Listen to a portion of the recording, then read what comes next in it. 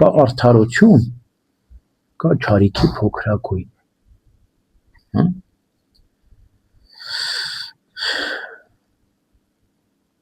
Այս աշխարհում երբ որ մենք ապրում ենք, տարբերվում է մեր ապրելակերպը դրախտային կյանքի ապրելակերպ։ Դրախտում ինչպես էր։ Դրախտում օրինակ Ադամն ու Եվային մերկ էին ու չէին ամաչում։ Բայց երբ որ դրախտից վտարվեցին, Աստված հրաման տվեց. աճեք եւ բազմացեք։ Այսինքն աճելն ու բազմանալը ոչ թե դրախտի օրենք էր։ Դրախտում չէին կարող եւ իրավունք չունեին աճելու բազմանալու այս մարմնավոր աշխարհային իմաստով, այլ երկրի վրա աքսորավայրում հայտնվելուց հետո նոր միայն հրաման եղավ։ Երբ որ Աբելը նահատակվեց Կայենի կողմից, նախանձի պատճառով Կայենը սպանեց իր եղբորը Աբելին, մահը մտավ աշխարհ, մահ ոչ որ չէր ճանաչել։ Մահը մտավ աշխարհ, Կայենը սպանեց իր եղբոր Աբելին եւ Աստված վճիռ կայացրեց, տեսեք Աստծո վճիռն ավ երկնքից։ Ով թափում է արյունը, թող թափվի նրա արյունը։ Բայց սա վերջնական վճիռ չէր։ Սա հրաման չէր, հետո փոխվեց սիրո օրենքով փոխվեց։ Երբ է թափվում, երբ որ դու ավելի մեծ չարիք ես ուզում կանխել, թափում ես արյուն։ Օրինակ, ավանդության համաձայն Կայենին ոչ ոք չսպանեց։ Կայեն ուզում էր սպանվեր, ինքը որ իր մահվան վճիռը լուծվեր, բայց ոչ ոք չսպանեց Կայենին։ Հետո Ղամեքը ավանդության համաձայն սպանեց Կայենին եւ Ղամեքից ավելի մեծ պատիժ պահանջվեց Կայենին սպանելու համար։ Այսինքն երբեմն պատիժը ոչ թե սպանությունն է, վրեժ լուծելն է, այլ Աստուծո պատիժը ավելի դաժան է, ավելի խորն է, ավելի արդար է։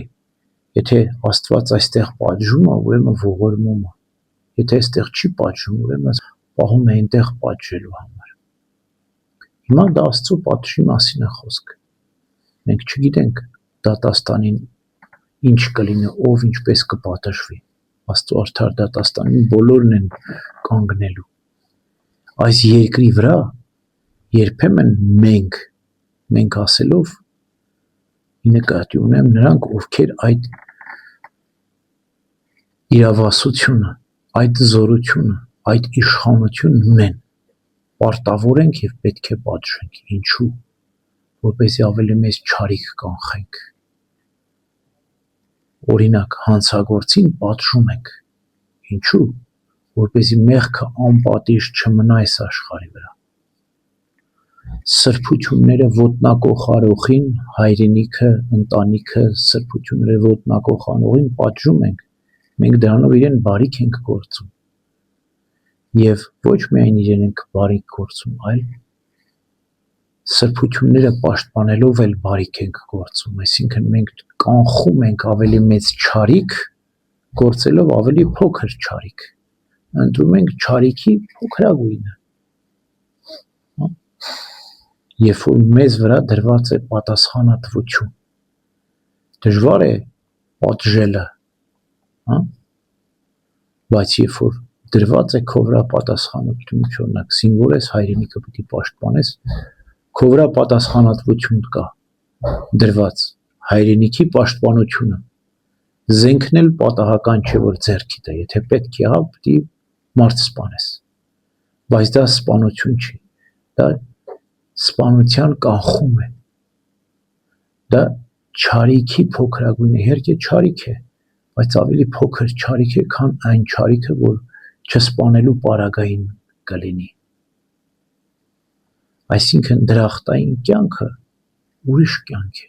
այս երկրային մարմնավոր կյանքը ուրիշ կյանք է, երբ որ սպանությունը մուտք գործեց աշխարհ, սպանության վրեժը պետք է լուծվի։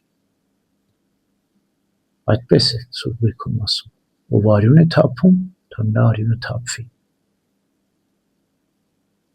Իհարկե, Աստվածային սիրո օրենքը ամեն ինչ կարգավորում է։ Եվ մեր Տերը Հիսուս Քրիստոս ասում է, հնում ասում էր.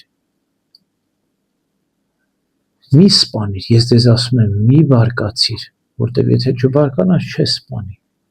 Այդ չարիքը բարկությամբ քո սրտում է ծնվում։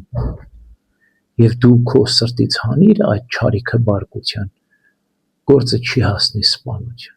Եվ միայն սպանի այն պարագայում, երբ որ դու ավելի մեծ չարիք ես կանխելու։ Եվ ընտրելու ես չարիքի փոքրագույնը, եւ դա սպանություն չի համարվելու։